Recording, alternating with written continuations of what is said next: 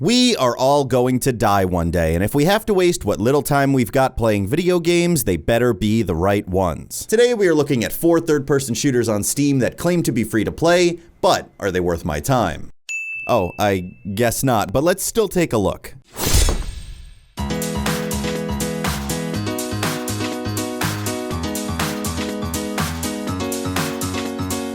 This video started out as is Rockshot worth my time until I actually sat down to play the game. Usually when I do these videos, I start by playing the game and taking some notes. Here you can see the notes for Shadowgun Legends, and here's the notes for Rockshot. Turns out I didn't have much to say for reasons I'll get into, but instead of scrapping the whole video, I thought it would be a great opportunity to look at a few different games. As you can see from the title, most of these games aren't worth my time, but I think there's still something to look at here. I've always enjoyed learning about the gaming industry, even when it's about games I'm not really into. Going all the way back to the days of icons on G4, I was fascinated by the history of different companies, consoles, and games. So I see today's video as something like that. A chance to learn about games that might be dead or forgotten, but still hold a tiny place in gaming history. So let's jump right in and take a look at 4 third-person shooters on Steam that are not worth my time. First up is Rockshot, a game that caught my eye for one particular reason. I've seen the game floating around on Steam since early June, but recently the game changed its Steam graphic, advertising no Battle Royale. Battle Royale games are a dime a dozen these. Wait, it's 2018, we really need to adjust that for inflation. Battle Royale games are $1 a dozen these days, and I find it really funny that a game has to advertise it's not to stand out. I'm sure the developers of Rockshot got enough complaints saying, I thought this was a Battle Royale game, that they had to change it. It's like those signs that say open 7 days a week, even Sunday. Like, come on, people. But I thought, hey, this looks like a simple game to do a worth my time on, so why not? Rockshot is a blast from the past in many ways, despite the game just coming out in June. Booting up the game for the first time installs DirectX 9 and shows the old Unreal Engine 3 logo. Unreal Engine 3 powered so many games on the Xbox 360 and PS3 that my mind can't help but be pulled back to 2009. But you start up the game and customize your character's face and voice. Grenade! Get up! Grenade! Get this! Come on, let's go! Good job! Reload! Friendly! Let's RPG!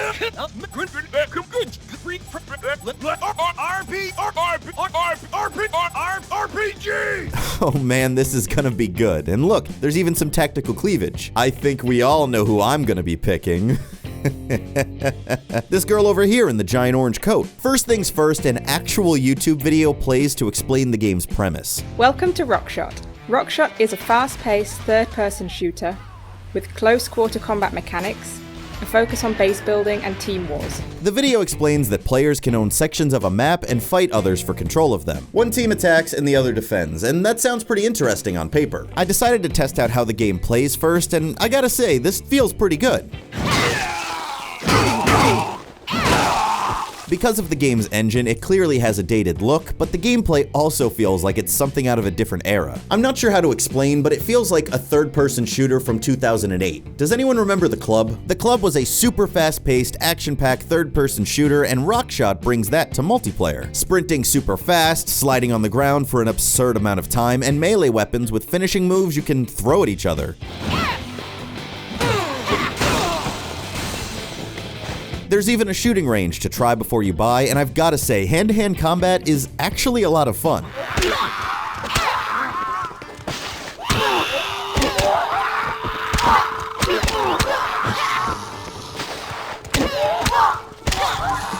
So cool, the gameplay is really solid and stands out from other shooters. I'm interested, so let's play. I can't play on this map yet, so I'll just hop into a competitive match. Just hop right in. Just go ahead and play the game. Just get the motor running. Start your engines and play. And here's the main reason Rockshot is not worth my time. Nobody plays it. When I first tried to play, I couldn't find a single competitive match. I did find 1 or 2 people playing the game's co-op mode, Chimera Madness, but other than that, the game was empty. I know it's relatively new, and I could say, go give it a try, guys, to help build the community. But then I looked at the in-game shop. Rockshot seems content with wringing out whatever money it can from its small player base, with ridiculously overpriced cosmetic items and gear. This helmet right here costs almost $25. $5. That's stupid. And in the co-op mode I mentioned, you have to pay to respawn. Respawn coins. Yes. That's where I start to draw the line with free-to-play games, and it's really a shame, because gameplay-wise, there is a lot of potential. Later that night, I actually found a game with 3 other players, and the game's mechanics are actually a lot of fun.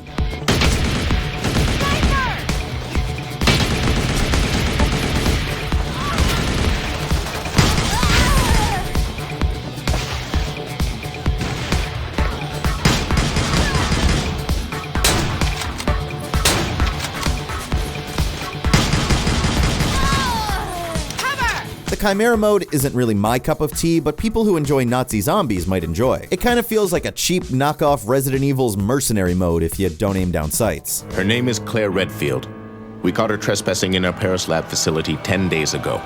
She apparently infiltrated the complex looking for her lost brother, Chris Redfield, one of the surviving members of RPD's famous STARS teams. And the idea of teams owning different parts of a map and fighting over them is great, giving players incentive to play and defend their bases that they can actually work on with basic building mechanics. That's the problem with basing your game around something that needs a lot of players. If games like PUBG and Fortnite weren't so popular, it would be hell to find a game. A problem I think we'll start to see with all of these second-rate Battle Royale modes as time goes on. But we can already see that reality in a game that never quite got off the ground to begin with. So while some parts might be fun, they're useless with no one to use them on, meaning Rockshot is not worth my time.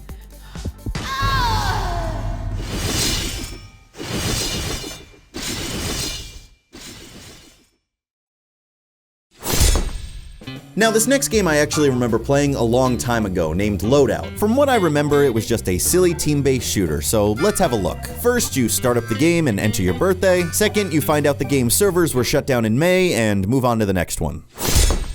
So at this point, I was on a mission to find just a decent third-person shooter on Steam. I know there's games like Fortnite, Realm Royale, or even Warframe, but I'm sticking to more deathmatch shooters in the style of our first game, Rockshot. So searching through everything that Steam had to offer that wasn't a Battle Royale brought me to 2 more games. First being Gun Z, the second duel. Ooh. Now I remember the name Gun Z from almost 10 years ago as one of the first free-to-play games I ever tried. The second duel is a sequel to that old game, but still featuring the same high-action mix of third-person shooting, melee combat, and traversal. Look, Gun Z was doing wall running before it was popular and then unpopular again. I remember the first game being fun, so let's take a look at its sequel. The game starts off in a little window, a good first impression, and won't go full screen until you get in-game.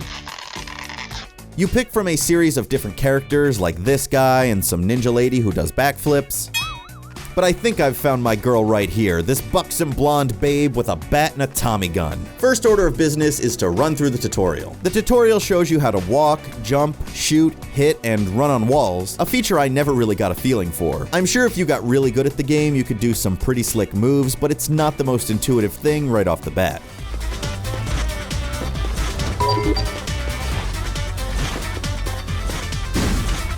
Looking around the game's store, nothing seems too outrageous. There's different outfits, accessories, and lots of ridiculous items to customize your character. The shop actually does something I wish more games would. Prices are in actual currencies instead of some made-up in-game gold or something like that. I've never really liked when online stores use a made-up currency to hide their real prices. Oh look, that hat's only 1,900 points. What's that in real money? $20!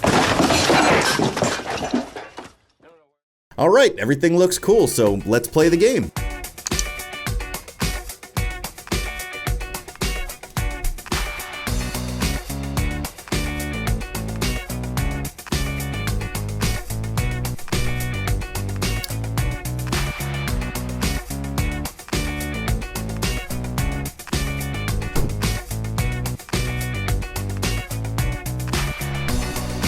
Oh, did it find a match?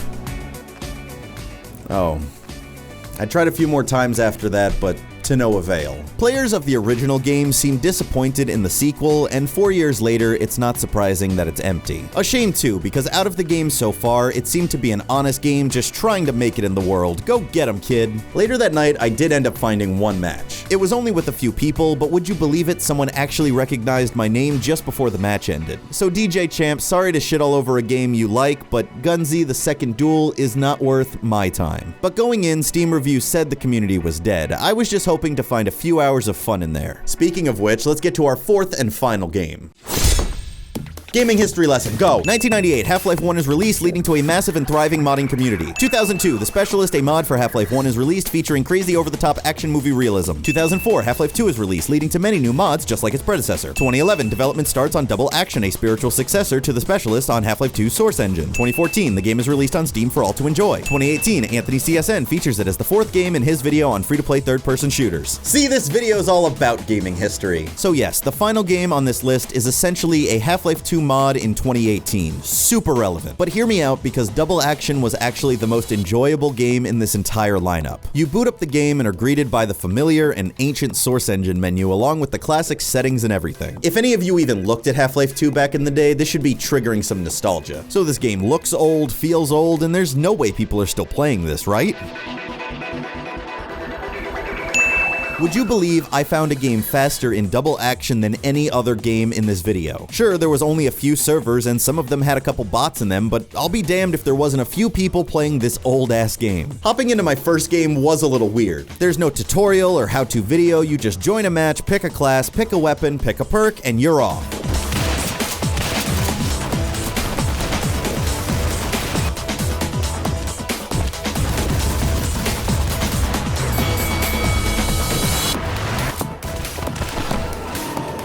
Double Action is basically an over-the-top action movie put into multiplayer, and it's awesome. Double pistols, shotguns, flipping off walls, diving through the air, literally, and slow motion powers. It's the multiplayer Max Payne never had.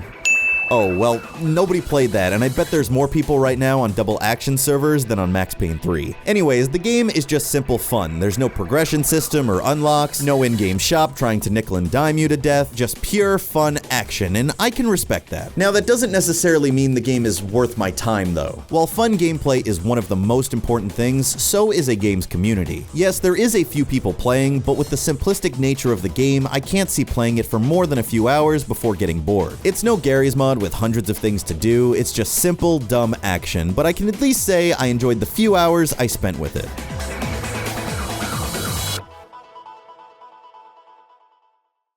So yeah, that's it guys. 4 third-person shooters on Steam, and none of them are really worth my time. Double Action might be the most fun, but I feel like Rockshot has the most lost potential. If it wasn't for the shitty respawn coins and shop prices, I'd say hop right in. But if the game does catch on and those things are addressed, I'd be happy to look at it again. The industry needs more variety, and a third-person shooter with fun movement and melee combat is better than just another first-person shooter. So I hope you guys enjoyed the video, or at least learned something today about 4 games that are not worth my time.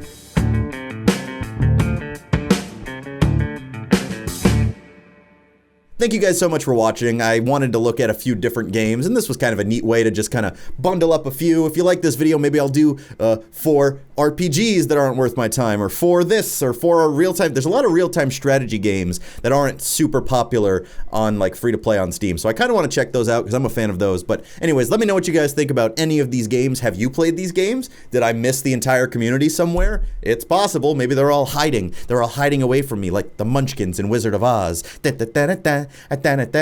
Sorry, that was a weird tangent, but thank you guys so much for watching. If you enjoyed the video, please hit that like button to support the show. Subscribe to the channel if you're not, and if you want to go above and beyond, consider supporting me on Patreon. That being said, here's a special thanks to everyone who donated over $5 on Patreon. Go!